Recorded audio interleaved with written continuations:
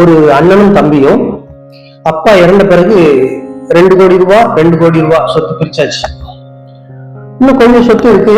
அப்போ பிரிக்கணும் போது தம்பி நினைக்கிறான், அந்த சொத்து பூரா நமக்கே வந்துடணும். ஆனா தடையா இருக்குது அண்ணன் மட்டும்தான்.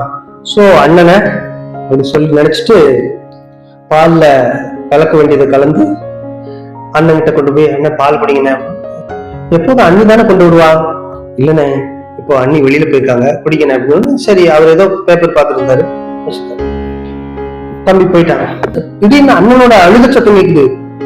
தம்பி என்னடா செத்து போயிடும் பார்த்தா அழுக சத்தம் கேக்குது. உள்ள ஓடி வந்து பார்த்தா இந்த விஷம் கலந்து கொடுத்தாருல தம்பி, அவரோட 10 வயசு பையன் தரையில விழுந்து கிடக்குறான் வாயில நுரையோட.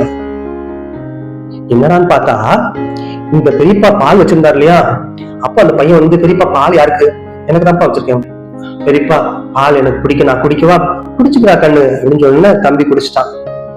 அதனாலதான் சுவாமி விவேகானந்தர் சொல்லுவாரு,